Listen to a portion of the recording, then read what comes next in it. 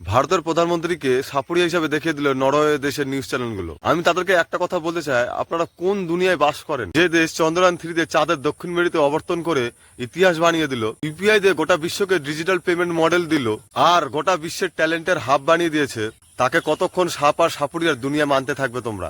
ভারত আজকে বিশ্বের দ্রুততম অর্থনৈতিক ব্যবস্থায় সামিল হয়েছে। আমরা আজকে স্পেস টেকনোলজি, ডিফেন্স সব স্টার্টআপে দেখিয়ে দিয়েছি বিশ্বকে যে আমরাও পারি। কিন্তু তবুও ইউরোপের মতো দেশ কলোনিয়াল মাইন্ডসেট থেকে বেরিয়ে আসতে পারছে না।